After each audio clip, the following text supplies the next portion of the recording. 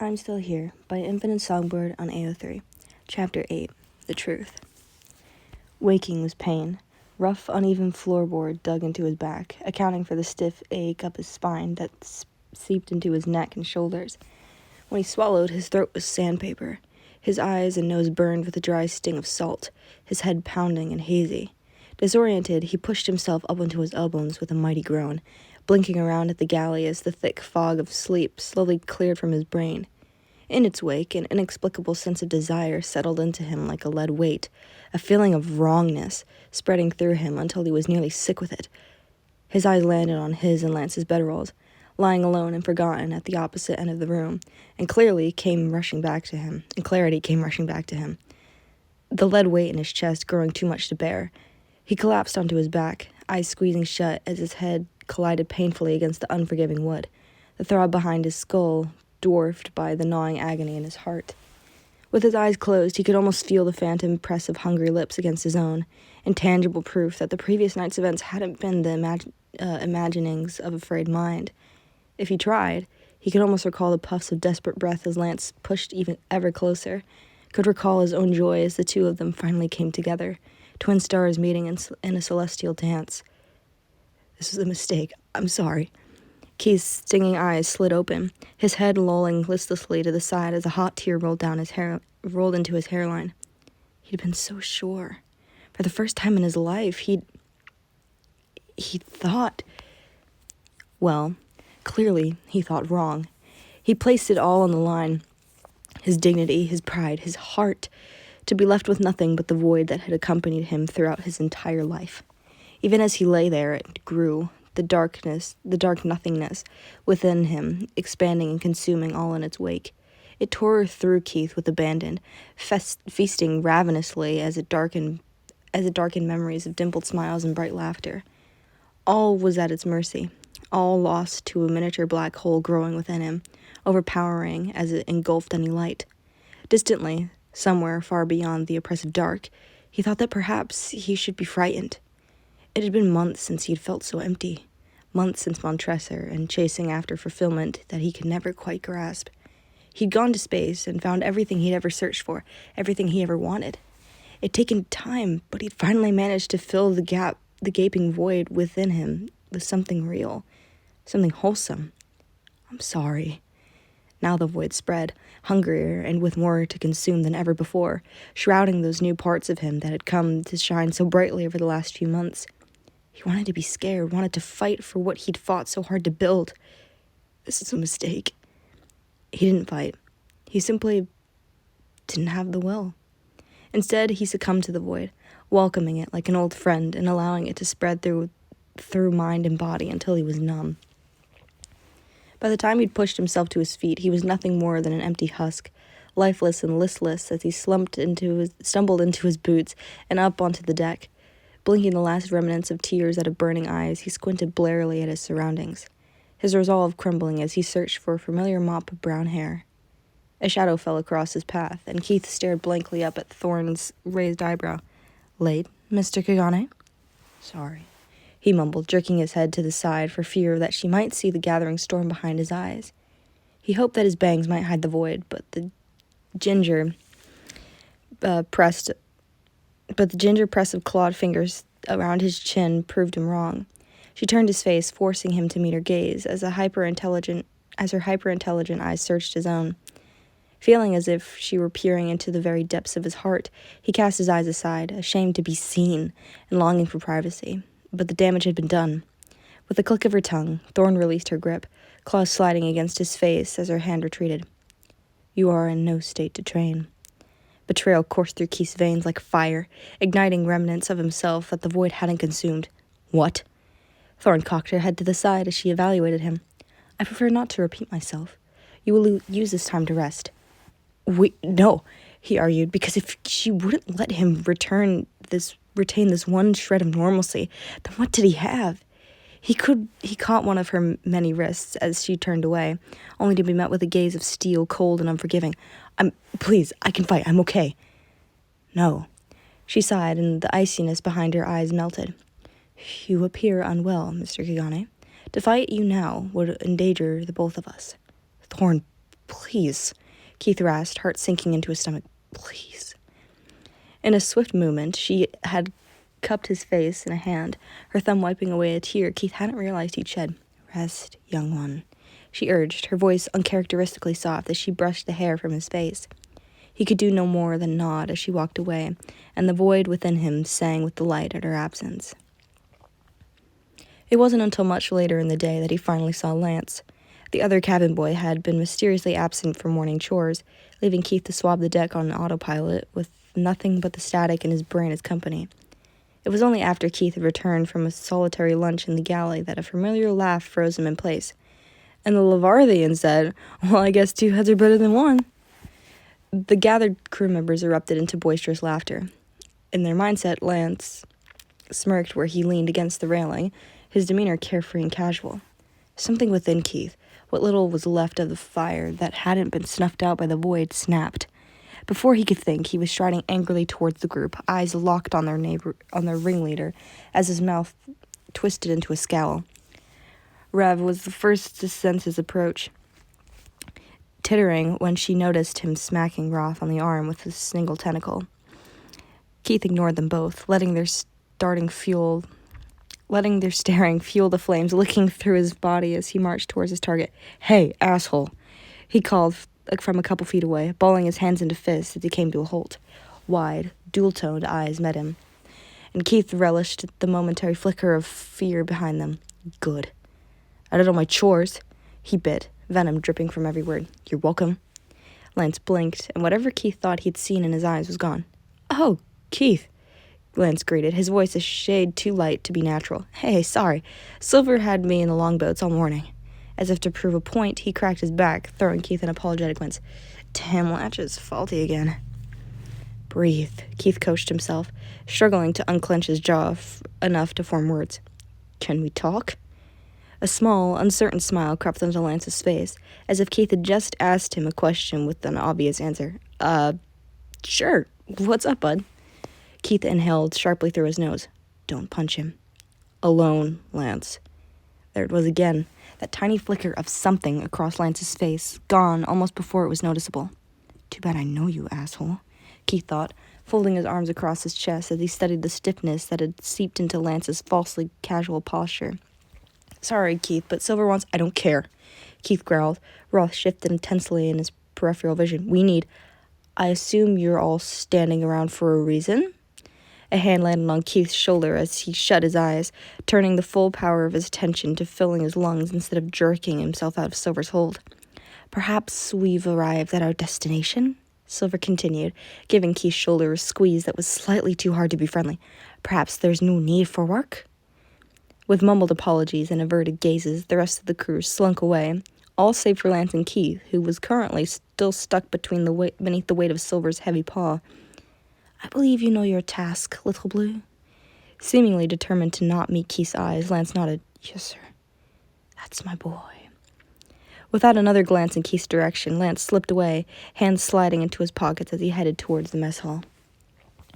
Weighty footsteps thudded against the deck, slow and measured, and then Keith was face to face with Silver, who regarded him with a smile that made him shudder. As for you, you'll be working in the galley today. Lieutenant needs 100 shepherd seeds cracked in time for dinner. Keith's eyebrows knitted together, his heartbeat growing loud in his ears as the fire within him raged. 100? But that's impossible. That'll take me all day alone. Then I suppose you'd better start, Silver responded, mouth curling into a wicked grin. He reached up to ruffle Keith's hair, and this time Keith spared no hesitation in ducking away, his breath high and angry in his chest. Why are you keeping us apart? He asked Silver's retreating figure. His fingernails dug painfully into his palms as he leaned into the discomfort just as much as his newfound anger. That's what you're doing, right? Silver froze in his tracks, and Keith braced himself to be rebuked for his insolence. Instead, the quartermaster merely chuckled, turning his head just enough to address Keith over his shoulder. That isn't my doing, boy. The fuck is that supposed to mean? Again, Silver laughed, low and mocking. McLean thought that perhaps the two of you might cover more ground with separate assignments. Less distractions. Keith's heart raced, throbbing wildly in his fingertips. There was no way. Unless Lance said, I suggest you are well prepared for our arrival at the cannon, Mr. Kagane.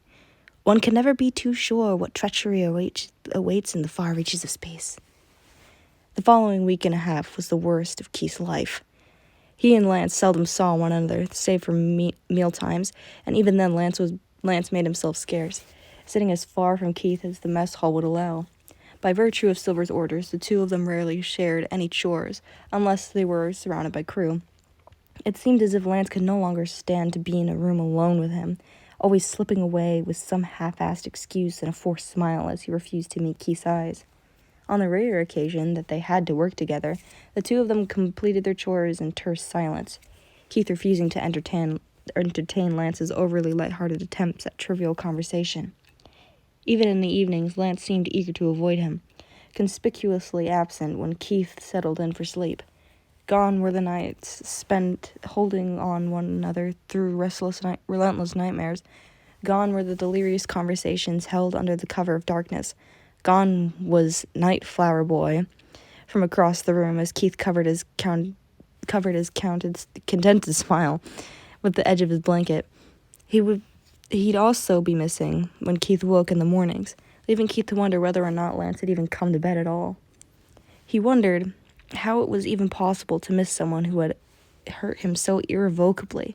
But as the spot in his heart once occupied by Lance grew colder and emptier, Keith filled it instead with bitterness and resentment. This was a mistake. Lance had kissed him, not the other way around.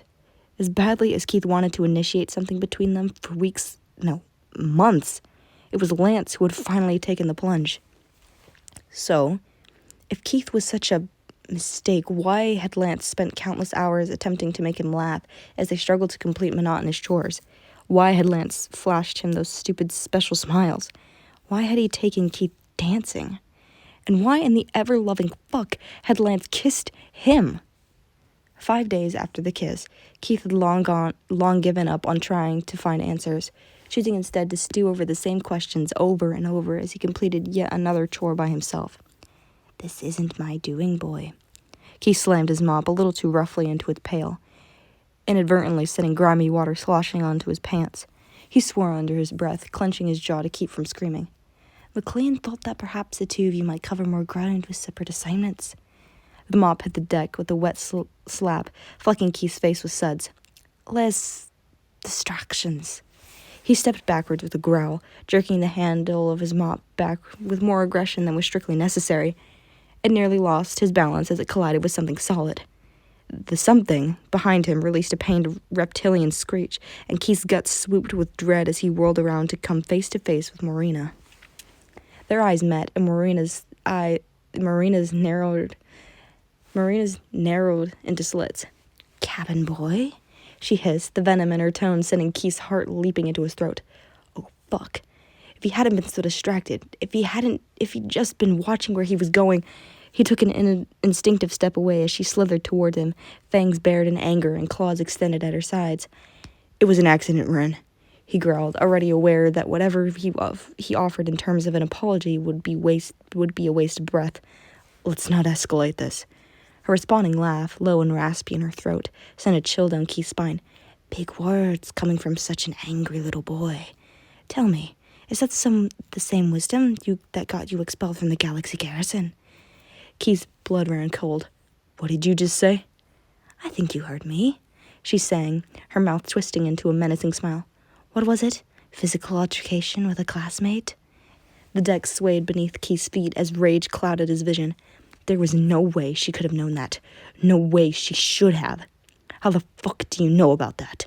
He spat, nearly tripping over a coil of rope on the floor. That's classified information. A girl has her sources. She laughed, just as Keith's back collided with the hard edge of the ship's banister. In a flash of movement, Morena lunged forward, her massive tail coiling at Keith's feet, and pinning his legs painfully against the banister. She crowded into his space, forked tongue flicking into the air and grazing his cheek. Naughty, naughty boy, she rasped.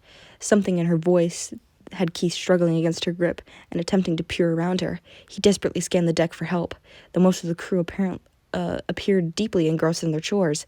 A few feet away, Roth whistled in feigned nonchalance as he caught Keith's eye and winked. Abruptly, his face was yanked back in Morena's direction, her clawed fingers digging into his cheek hard enough to draw blood as they squeezed. "Who are you looking for?" She chuckled, giving his head a rough shake. "No one's going to save you this time, my fragile little thing." "I don't need saving," Keith growled. Where moments ago his blood had gone frigid, it now reached a boiling point. "I don't need anyone." Morena cooed condescendingly, and Keith had to actively fight the urge to headbutt her. "Oh, is that so?" She leaned closer, and Keith could smell the rancid stink of lunch on her breath as it fanned in hot puffs against his cheek. "Not even your sweet little friend. What happened there? I wonder." Without thinking, Keith reared his head back and spat directly in the snake woman's face. He had all of a second before she grabbed him by the lapel and was pushing, bending him precariously back over the banister and over the open space. "I could do it right now," she hissed, her eyes glowing with maniacal madness. "One push and the universe would be rid of Keith Kakane. Who had missed you, I wonder?" "Stop playing, Morena," Keith grunted, straining to no avail against her tail in a valiant effort to keep himself upright. "The rules—" "You think this is a game?" She giggled, as if Keith had just made a funny joke over breakfast. "You think I care for the rules?" With a shake of her head, she brought her free hand up to caress his face, and tears sprang to his eyes at the unwanted touch. "This is very real, child. It is your destiny. And now..." Her coiled tail tightened against him, and he cried out in pain. "Any last words, cabin boy?" "Get your fucking hands off my brother!" There wasn't a single time in his life that Keith had ever been so relieved to hear Shiro's voice. With rescue so close at hand, one of the tears he'd been trying so hard to suppress slipped unbidden from his eye, and Morena's finger darted forward to catch it. She evaluated for a second, twisting and turning her fingers as if she'd never seen a tear, before plopping it in her mouth, holding staunch eye contact as she did so. "Would you look at that, cabin boy?" she mused, her lips stretching into an almost wry smile. "Lucky once again." She leaned back into his space, laughing as he squirmed and dragged her lips across his jaw until she reached his ear.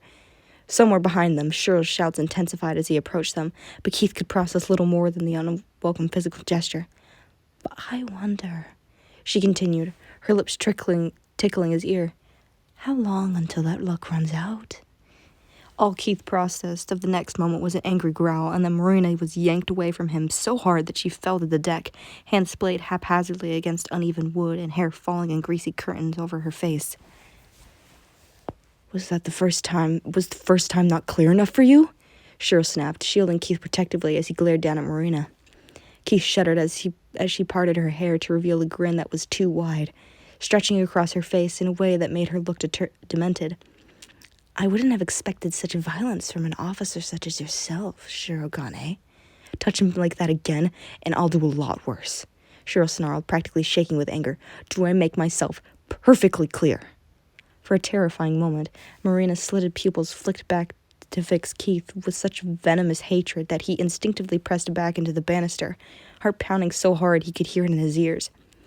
He almost sighed with audible relief when she returned her focus to Shiro, her smile dangerously serene. "Crystal clear, Commander." "Good." And all the time Keith had known him, he'd never heard Shiro sound so unhinged. "Now get out of my sight." Slowly, Morena uncurled herself from the floor, eyes twinkling as if she were privy to some delicious secret that the brothers weren't. As if determined to relish the fear and havoc she caused, Morena's tongue slid between her teeth, once, twice, and then she was gone, slithering off across the deck with not so much as a glance back in their direction. Keith hardly had time to recover before Shiro was whirling on him, ire still clinging to him like a heavy fog. "What happened?" Bristling at his brother's tone, Keith scowled down at the floor, arms folding protectively across his chest. "Nothing." "Bullshit, Keith. She had you halfway over the fucking banister. That wasn't nothing." "I had it under control," Keith snarled, the lie acidic on his tongue as he turned to leave. "I don't always need your help, okay? Hey!" Shiro caught his arm, eyes blazing. "You think this is a joke? You think I could live with myself if something happened to you out there?" His brother's voice cracked, exposing the real source of his anger as fear seeped through the fissures in his livid comportment. "The hell is going on with you lately?" "I'm fine." "You're not." With a growl, Keith wrenched himself out of his brother's grip, desperate to reach the galley before his blood reached its boiling point. The sound of following footsteps had him increasing his pace.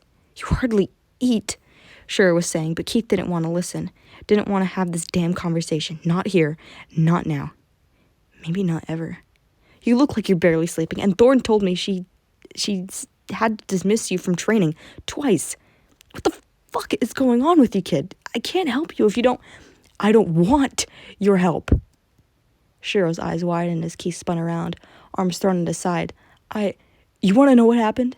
Josh clamping shut, his brother nodded tentatively, and Keith felt something nasty curl its way into his heart. "Your advice didn't fucking work. That's what happened. I opened my door or whatever, and all I got was... This was a mistake. I'm sorry. I just got hurt," he finished, his voice small and strained with emotion. "Keith, no! Don't cry. Do not fucking cry. You ruined everything, Shiro. Just leave me alone." He didn't wait for a reaction before turning, attempting to ignore the way his heart throbbed with regret as he sealed himself away from the only person who'd cared. "It's fine," he thought, swallowing the urge to sob. "You can't get hurt if you're alone. And when we've reached the planet, providing everything has gone to plan, we'll... am I boring you, Keith?" Keith, who'd been staring out of the porthole for the better part of Allura's spiel, sat back with a sigh, returning his attention to the captain. "No, Captain." Her eyes narrowed at the formality, and she primly folded her hands across atop the desk between them. "Is that so? Then perhaps you'd care to review the plan?" she asked, reclining in her high-backed chair with a raised brow. "Sure thing," Keith huffed, barely catching himself before he rolled his eyes. "We get to the cannon tomorrow morning. Avoid death by asteroids." Allura grunted at his flippancy, and Keith pointedly ignored her as he continued. "Sail to the coordinates on Zarkon's map. Pretend to be surprised when we find a planet in the middle of the asteroid field." Again, she huffed in displeasure, her eyes narrowing ever farther as she regarded him. When she spoke, her voice had taken on a strained edge, one that too many of the adults in Keith's life had seemed to have perfected. "Mr. Kagane, the next couple of days may prove to be the most perilous we've faced. I must be certain that you are up to the task."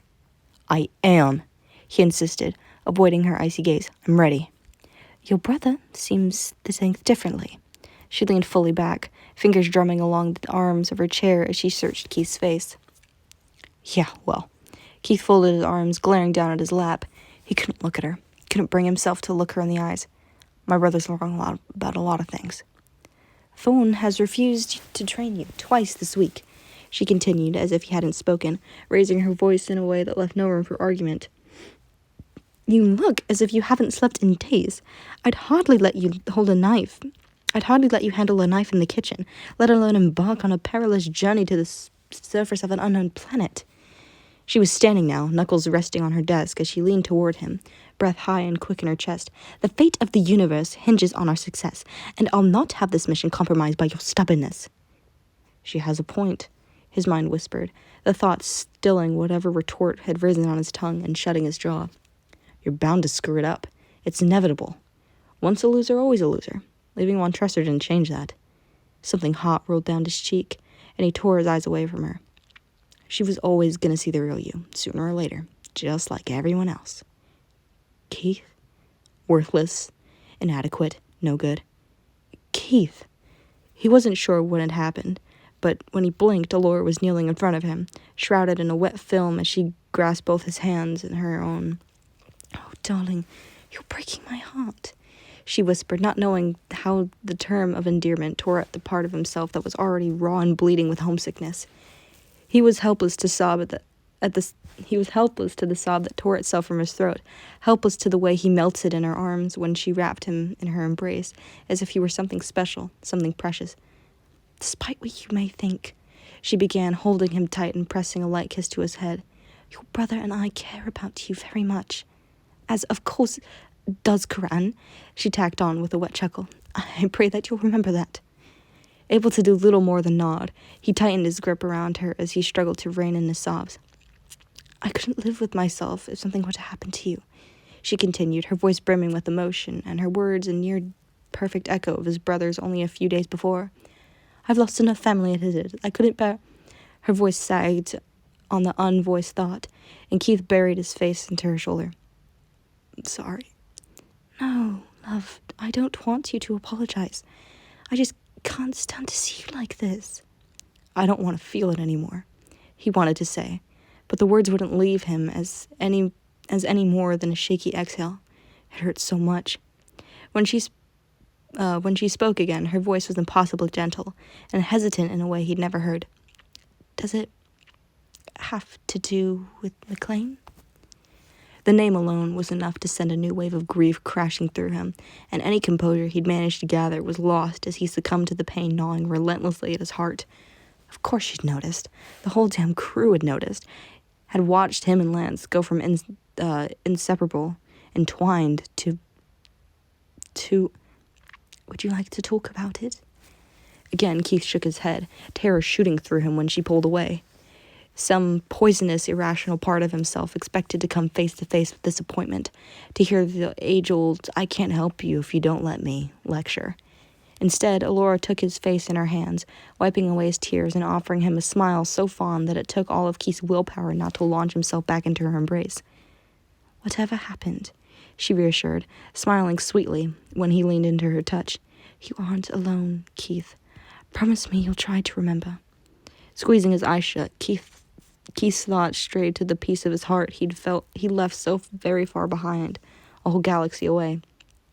You aren't alone. Pops, why does it all have to be so fucking hard? I miss him. I was so happy, and now I miss you. I want to come home. The next morning brought about no impending sense of adventure, nor did it whisper of peril or possibility. It slipped unassumingly out of the night's grasp, as if the day ahead might play out to be as any other, as if the day didn't mark the beginning of an end. It was a culmination of months of labor and travel, and despite the lead weight that had settled in Keith's stomach over the past couple of weeks, he now found himself primed and focused, bending the last reserves of his energy to the task at hand. He promised, after all those months ago, on Montresor. He looked the dying man in the eyes and promised he wouldn't fail, and nothing, no one, was going to deter him. Climbing the galley stairs with single-minded determination, Keith reviewed their plan for the umpteenth time as he tucked his father's knife into his pocket. Cannon, Allura, Shiro, and Coran slip away into the captain's quarters to chart a course. They prep longboats with supplies. I stay here to minimize the crew's suspicion. Realizing he'd forgotten to latch one of his shirt buttons, he frowned down at the offending button as he fiddled with it. We're leaving tonight after curfew. Grab the map from Allura's office. Use it to navigate down to the planet. Return before anyone... Keith? Keith froze, stopped dead in his tracks as the one voice he needed to hear the least said his name for what felt like the first time in years. Ignore him. He isn't part of the plan. Without so much as a word of acknowledgement, Keith began to collect a pile of rope that had uncoiled itself from the neat stack he'd left it in the day before. Keith, look, I know you probably want nothing to do with me, and I don't blame you at all, but can we talk alone? This time, Keith couldn't help the incredulous scoff that left him as he coiled the rope around his forearm. His lips pressed into a thin line as he fought the urge to... Fuck. He wasn't sure what he wanted to do. Yell? Cry? Ask how things between them had gone so horribly wrong? Please, I wouldn't be here if it wasn't important. Just... Quick as a whip, Keith whirled around, throwing his half-coiled rope to the floor as his anger finally boiled over. Oh, so now you want to talk, after pretending I don't exist for 2 weeks? Lance inhaled sharply as if trying to stave off a sudden onset of tears, and the raw grief in his eyes had Keith's jaw tightening. Why the fuck are you crying? Keith, stop saying my fucking name. I want to explain. I just can't do it here. You want to explain? Please, keep your voice. You had 2 fucking weeks to explain, Lance, he yelled, chest heaving with equal parts adrenaline and hurt. In the silence that followed, Lance gaped at him as if he had no idea what to say, and that, more than anything else, was what broke Keith. "Do you have any idea what you did to me?" he asked, voice cracking as he finally aired the thoughts that had been weighing him down. Do you even care?" He couldn't stand the way Lance's eyebrows furrowed in pity. Couldn't stand the way he stepped toward Keith with anguish written across his face. Couldn't stand the hint of tears in Lance's voice when he spoke, as if Keith actually still meant something to him. "I promise I never meant for any of this to happen. I never meant to hurt you." "Yeah, well, you did." Keith dragged his sleeve across his nose as he watched the words register on Lance's face. "Keith, I'm so sorry. I don't have time for this, Lance. Don't you fucking get it?" he asked, ignoring the tears spilling down Lance's cheeks as he shouldered past him. "You're too late. We're done." Behind him, a noise like a repressed sob had him balling his fists so tightly his nails dug into his palms. "Go back to your crew, Lance," he called without turning, "before you make another mistake." Half an hour later, Keith was still hiding away in a longboat. He'd all but run there after his encounter with Lance, struggling to compose himself as he fought back the surge of despair clawing its way up his throat. It wasn't fair. The one day he'd been able to scrape the remaining pieces of himself together, the one day he truly needed to, and Lance had ruined it all, as if he'd sensed that Keith was finally starting to regain some semblance of himself, and just had to destroy the little bit that Keith had rebuilt. He wasn't entirely sure why he'd gone down to the longboats of all places, nor was he sure, nor why he was sitting in the rickety boat he and Lance had taken for a joyride all those days ago, back when everything between them was good. Stars that had been so good. Letting his head fall back against the rigging, Keith closed his eyes, trying and failing to push thoughts of bright laughter and teasing smiles from his mind. Cabin boy, haircut, doll, flower boy, partner, sweetheart. Keith inhaled sharply, wrenching his eyes open as he forced Lance to the back of his mind. No, he wasn't going to indulge this spiral. He wasn't going to play these mind games. For all he knew, Lance was above deck, sunning himself as he and Roth and the rest of their stupid crew laughed at Keith's expense. What a fucking idiot. Got his heart broken by a cabin boy. What a joke. He grit his teeth as he pulled on one of the boats that he discarded, the rigging's latch creaking above him as the boat lightly rocked with the movement. Fuck Lance. Fuck him and fuck feelings, and especially fuck luck. A sudden telltale change in the air pressure had Keith abandoning his second shoe and scrambling back mere seconds before Cosmo materialized before him, cocking his head innocently at Keith as if he hadn't just sent the longboat rocking precariously back and forth. "Stars, Cos," Keith grumbled, pulling his knees up to his chest and aiming to glare at the panting wolf. "You almost fucking squished the life out of me." Cosmo barked. Keith imagined it was his way of saying, "You're welcome," before clambering over Keith's legs with none of the agility he might have imagined a teleporting space wolf to possess. "Sure, yeah," he muttered, wincing as Cosmo stepped on his finger as he bent down to examine something on Keith's left. "Of course you can use me as an obstacle course, buddy. Go right ahead." By the time he realized what Cosmo had in his mouth, it was too late. With Keith's shoe clenched tightly between his teeth, the wolf struggled to pull himself out of the longboat, toenails scratching against the wood as he hoisted himself up. Not quite in the mood to play chase, Keith stuck his hand out, fingers grazing the wolf's fur as he opened his mouth to chastise. Whatever he'd been about to say was promptly swallowed as the air pressure shifted around him, so overwhelmingly intense and abrupt that Keith felt as if his whole body was made of iron, his ears popping as the pressure in his head grew to unbearable in the span of a second. Keith blinked, and all at once the discomfort dissipated. Cosmo slunk out of his grasp with a low whine and darted underneath a table and... Wait, table? With a gasp, Keith scrambled back onto his rear and gaped around the mess hall, realization dawning on him bit by breathtaking bit. Seconds ago, he'd been in the longboat bay, and now... did you just... Oh shit. Oh fucking shit. You can do that? On the other side of the closest table, Cosmo blinked at him as a line of drool dribbled out of his mouth and into Keith's shoe, which Keith might have cared more about had he not just been fucking teleported. You... He started, approaching Cosmo with slow footsteps and a growing grin. are so fucking cool. Cosmo watched him draw nearer with an unwavering gaze, his tail a blur as it beat against the floor with rapid thwacks. You know what would be even cooler? Keith tried, trying to give some semblance of levity in his voice. If you could give me back my shoe, just fuck. He dove forward as Cosmo blipped out of existence, helpless to the giggles that left him when something large thumped in the storage closet a few feet away. I wonder where he could be, Keith called, his voice exaggeratingly animated, as he crept toward the muffled yet conspicuous sound of a tail against wood. Oh, how will I ever find him? There was a heavy thud in the closet, and Keith snickered as he imagined a slobber-covered shoe slipping from Cosmo's mouth. All right. His hand closed around the closet handle. Guess I'm gonna go look somewhere else. Cosmo barked when he whipped the door open, and Keith devolved immediately into laughter as he tackled the wolf to the ground. The two of them fell in a heap, and Keith beaming as he dug his fingers into the squirming dog's scruff. Who's my best boy? He cooed, sputtering with laughter as Cosmo covered his face in rank kisses. Who's my stinky slobbery?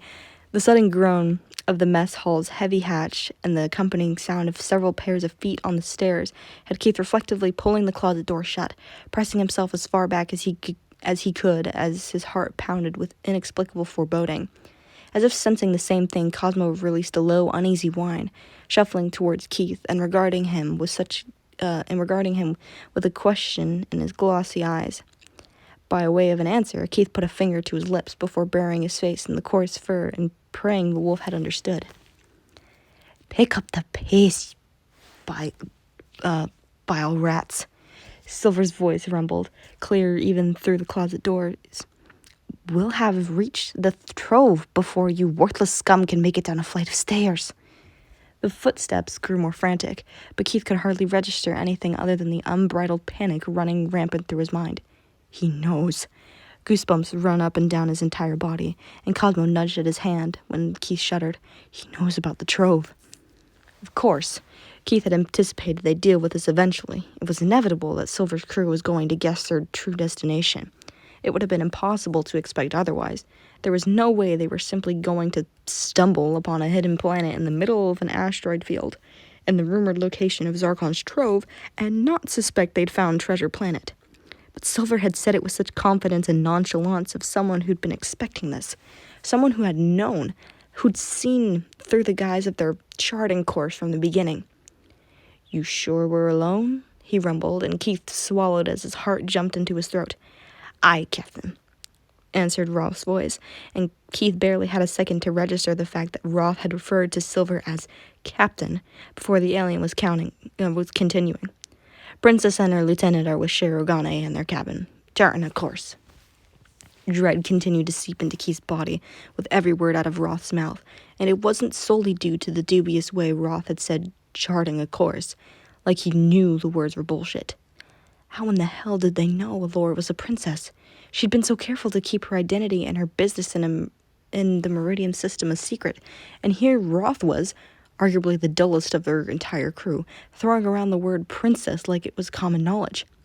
And the boy? Headed down to the longboats earlier, Captain, a new voice hissed. And Keith tightened his grip on Cosmo's coat as he remembered the owner of that voice nearly throwing him overboard only a few days ago. Morena. Good. Last thing we need is the impudent brat sticking his nose where it doesn't belong. Scout, get the door. Someone on the opposite side of the mess hall called an affirmative, but Keith couldn't distinguish who it was over the terrified pounding of his own heart in his ears.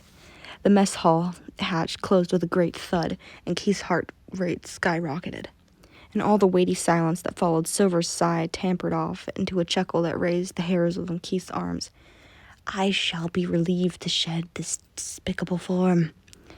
The sentiment was met by resounding agreement as the crew whooped and hollered, and Keith shifted until he was able to peer out of the crack between the closet doors. Through his tiny sliver of vision, Keith watched Silver place both arms on a table, and the clamor died immediately. I suppose, Silver started, a slow smile creeping into his voice, that a few minutes wouldn't hurt. Shouts of jubilation rang throughout the mess hall, but they faded into muted static as cold terror seeped into Keith's body and numbed his mind. He watched, hand flying to his mouth to muffle his panicked breathing as Silver's skin rippled, tan pigmentation fading as a shock of purple ran up his bulky arm. Within seconds, the smooth lavender had consumed his entire body, and Keith was forced to come to terms with the realization that was long overdue. Because really, he should have seen this coming. He really, really should have seen this coming. Not like anyone on the ship's got nanotech of all things. Not like anyone on the ship's got nanotech of all things. Lance's words from a few weeks ago came slamming into him at full force, and Keith almost wanted to laugh. "Looks like you were wrong, McLean," he thought as he watched the man they'd spent months working for, now transformed into the most massive Galra that Keith had ever seen. Straightened with a grin. Dead fucking wrong. At his side, Cosmo nudged his arm, but Keith waved off the wolf's concern as he crowded against the closet doors. In the mess hall, Silver rolled his shoulders, sinewy muscle rolling and bulging as he sighed. "It's been far too long," he purred, flexing his hands that were tipped with lethally sharp claws. "The human form truly is inferior in every aspect. Fragile, weak things. I've never been so relieved to shed a form. You did well picking a Zaronian, Lieutenant." "Thank you, sir," came a painfully familiar female voice that Keith felt the pathetic shrivel thing that was his heart wither almost completely away. Because Silver was one thing. Because Silver was one thing. Even by the height of their journey, Keith had never fully come to trust him. From day one, inherent instinct had urged Keith to keep his distance, whispering warnings of danger in his ear whenever the quartermaster came too close. But Thorn? Keith's hand curled into Cosmo's coat as he watched another giant Galra join Silver's side, towering over the already massive man, but by at least a foot. Thorn, he trusted wholeheartedly. "The next time I might consider a form with fewer limbs," she continued over scattered hisses of laughter, and Keith was forced to suppress a shudder at the sheer wrongness of hearing Thorn's voice come out of a body so horribly unfamiliar and monstrous. As a Galra, because stars above, she was a damned pirate. He should have known all along. Thorn was practically a wall of muscle, so enormous that the top of her head nearly scraped the ceiling. Large, tufted ears fanned out on each side of her head, and a ropey tail whipped across the floorboard as she cracked her purple knuckles. Her yellow eyes swept across what Keith could only assume was the rest of their gathered crew before she was speaking again. "I think we can all agree that it is good to see you back in your true form, Captain Sendek. It has been far too long." Any response was lost as Keith's vision swam, static rushing through his ears and liquefying the contents of his brain as he swayed dangerously. His only saving grace was Cosmo, steady and grounding as he shoved his warm head against Keith's chest, watching him with wide blue eyes as Keith cradled the wolf's trembling hands. "Sendek, Captain Zarkon's most trusted commander, the pirate who had eluded Allura and the Blade of Mormora for years, who had assisted Zarkon in the destruction of Altea and the Flora Galaxy. The pirate hellbent on continuing the work of his predecessor. Beware the cyborg. He'd been so stupid, so distracted. Thace had trusted him with the universe, and he'd let him down. He'd let everyone down. He should have fucking known." "Enough of this." Silver, Sendek's voice, filtered back into consciousness, the spots clearing from Keith's vision as Cosmo licked at the back of his hand. "Our arrival is imminent. If any one of you so much as lay a toe out of line, you'll face the full force of my wrath. Do I make myself perfectly clear, Morena?" "But of course, Captain." Something loud clattered against the wall, and Keith flinched, nearly whimpering himself as he clung to the wolf at his side. "Insolent snake!" Sendek seethed, his voice low and dangerous. "Mark my words.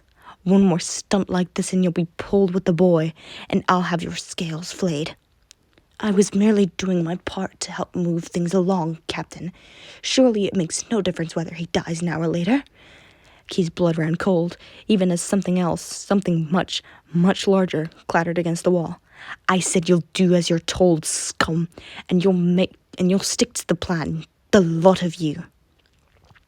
Among the murmured assent, Morena's voice rose once again above the crew's. Yes, Captain, I wouldn't want anything to go wrong, after all. Zenda growled, actually growled, low and animalistic. I'll not entertain you much longer, Morena. I merely suggest, she continued, her voice overly casual, that perhaps not all of us here are fit to fulfill our duties. This time Zendek snarled, and Keith watched as Thorn's hand flew to the sword at her side. Speak plainly, woman. Speak plainly, woman, Zendek all but roared, or the lieutenant will have your head here and now. When Morena spoke again, her voice was serpentine in every sense of the word.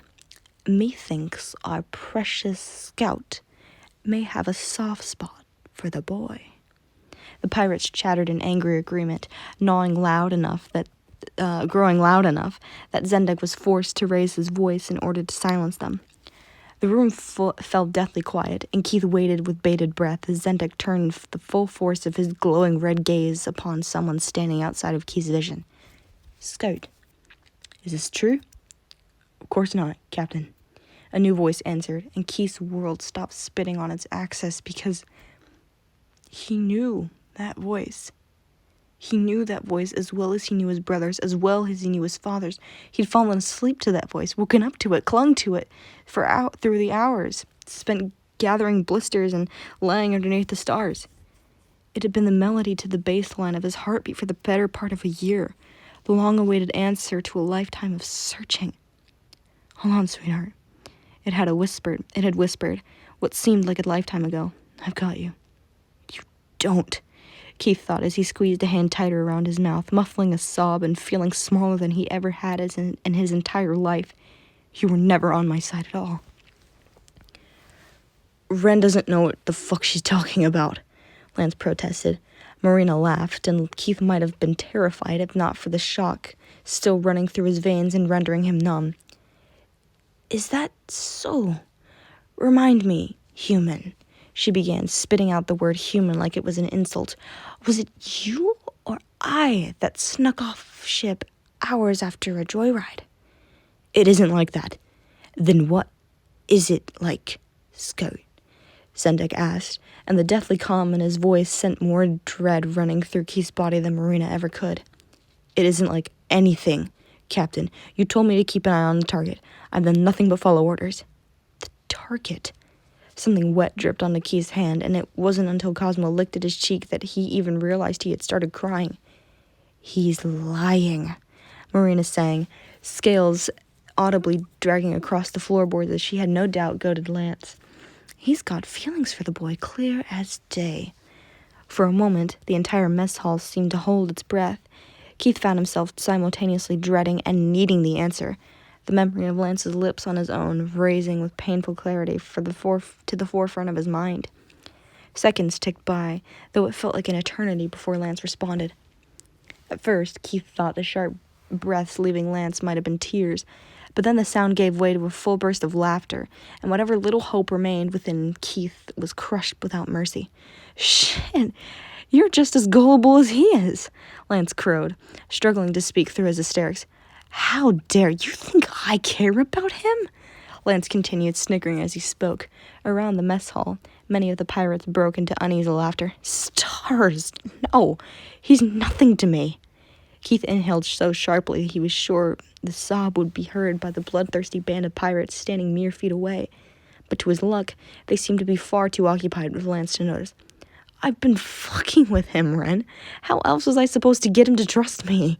The laughter had faded from Lance's voice, now tinged with a threatening edge. The only thing I care about is this mission. You really think I'd let some asshole get in the way of that? Please. He scoffed, presumably directing his next words to Zendek. I've been nothing but loyal to you for 5 years. Ren's a loose fucking cannon. She almost enough. Zendek seized, fists rattling the table and startling Keith out of his spiraling thoughts. "I'll not have this crew fall victim to pretty dissent when victory is so close at hand. Morena, lay another finger on the boy before his time, and you'll not live to see a single piece of Zendik's treasure." "Yes, Captain," Morena bit, barely able to keep the anger out of her voice. "I'm glad we understand one another," the pirate captain growled, turning his gaze once more to the corner of the room Keith could not see. "As for you, Little Blue, perhaps a test is in order." When Lance spoke, he sounded like a stranger, cold and empty, a soldier awaiting orders. "What did you have in mind, sir?" "Before we reach the trove, you'll be the one to kill the boy and retrieve the map." Keith's heart skipped a beat as his breath rose high in his chest, quick and panicked. Somewhere in the back of his mind, he wondered if he was having a heart attack, or if perhaps this was what it felt like to die. "Please tell him you won't." Some stupid, foolhardy part of him begged, because there had to be some tiny shred of the last few months that had meant something to Lance. There had to. "With pleasure, Captain," Lance vowed, and Keith could practically hear the grin in his voice, a cruel mockery to the way his own bruised heart throbbed with anguish. "You'll wait until nightfall. You're all to wait until nightfall. I'll not risk our success against the might and skill of two able-bodied Altean war veterans, and we cannot risk them fleeing if they think themselves to be outnumbered. We move quickly and take them by surprise. Am I understood?" Several voices clamored in affirmation, and Zendik raised a hand, ushering in another hush over the room. "The minute the princess thinks she's in the clear, we ambush the crew before they can land ho!" A ripple of excited murmurs passed through the hall, and Zendik straightened, rolling his neck in clear agitation as his skin once again adopted a human tone. At his side, Thorn's entire body shimmered, as if it were a mirage, and when Keith blinked, the giant Galra had been replaced by the six-armed Zeronian that Keith had grown so familiar with.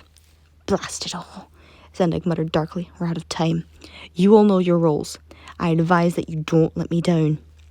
Amidst the resolute salutes and creaking of feet over the floorboard, Keith finally allowed himself to break apart, sinking down into lush fur as the last of the pirates rushed up the stairwell and out of the mess hall.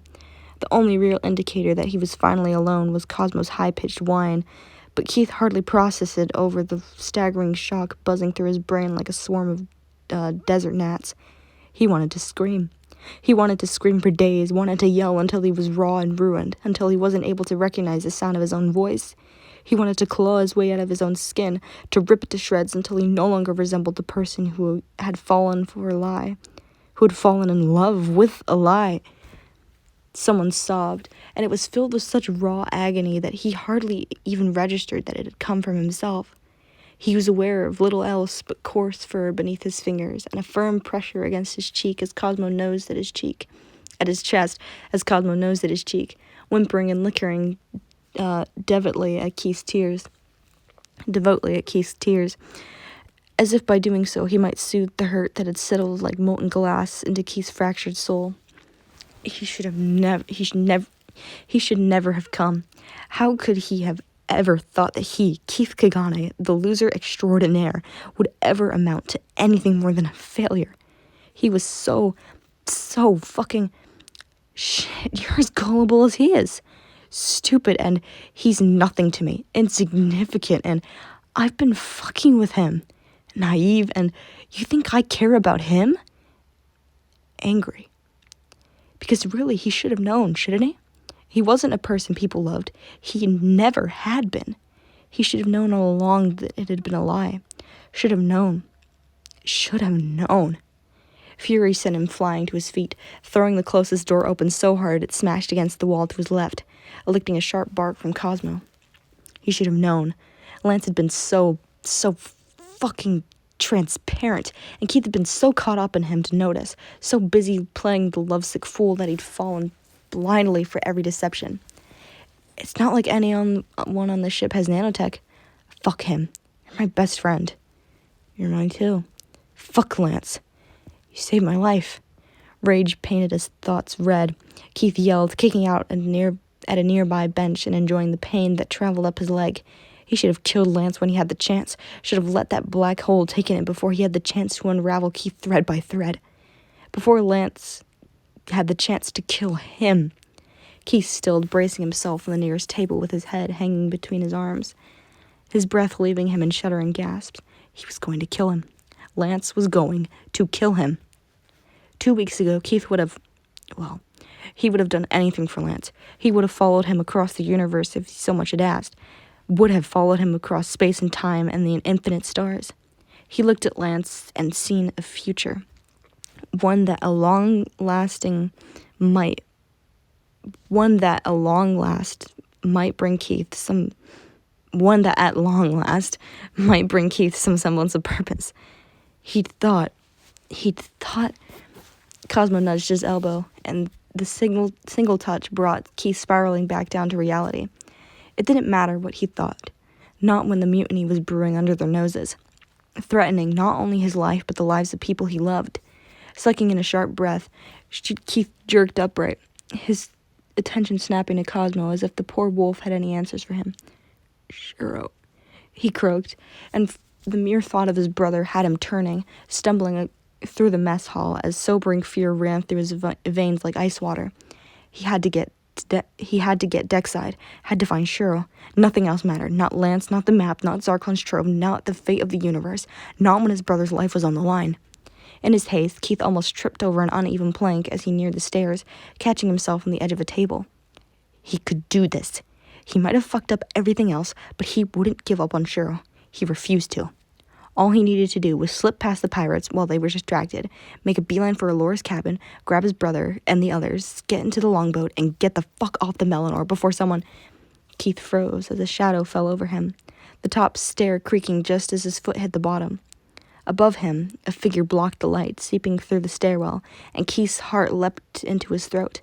Familiar blue-green eyes blinked owlishly down at him, widening as they took him in. Keith? Of course. Right when he thought he'd actually had a shot. Of fucking course. For every step Lance took toward him, Keith stepped back, edging away until his lower back collided with the edge of the table. "What are you?" From his spot behind Keith's legs, Cosmo whimpered, and Lance's jaw snapped shut as his eyes flicked from Cosmo to Keith to the closet at the far end of the room, door swinging wide open on its hinges just as Keith left it. Fuck. He could see the moment Lance put it together, could see the gears in his stupid cyborg head clicking into place. "I can explain." Even to his own ears, Keith's responding laugh bordered on hysterical. No, I'm good. You've done enough talking." "Please, Keith." Lance took yet another step forward, hands raised as if he were attempting to ensnare a wild animal. "It's not what you think. It's not what I think," Keith hissed, hand groping blindly through his pocket for his father's knife. His fingers closed around the hilt, his hand shaking so badly that flipping the blade open was rendered nearly impossible. Nearly. "I heard it all. Pirate." He spat. "I don't need to fucking think." Something like hurt crossed Lance's face, and it felt so much like another lie that Keith sneered. "Kill the boy, right? You want to do it now?" Despite the quiver in his voice, Keith raised his chin, exposing his clavicle. "Finish the job, Lance. I'm not here to... Was any of it real?" Keith swallowed thickly, hating the way his voice cracked. Lance didn't deserve his tears, didn't deserve to know just how badly he'd ruined him. "Were you ever not lying to me?" Keith. Stars. He really was starting to hate the sound of his own name.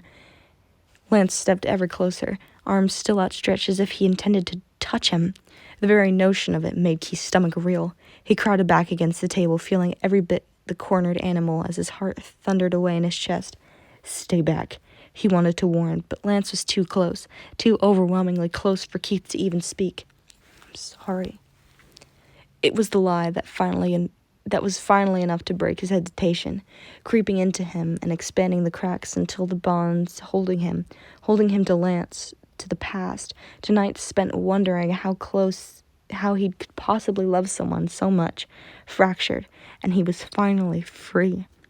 Somewhere above them, the ship's whistle trailed sharply through the air, and in no time it took Lance to glance back up the stairs, Keith had made his decision. "Yeah," he muttered, his fingers in his pockets, adjusting snugly around the knife's hilt. "Me too." The last word left him as little more than a grunt as he lunged forward, plunging the blade into Lance's prosthetic thigh and sending him staggering backward with a cry of pain. Keith darted around him, gasping for air as he flew up the stairs, ignoring Lance's strangled cry for him to wait.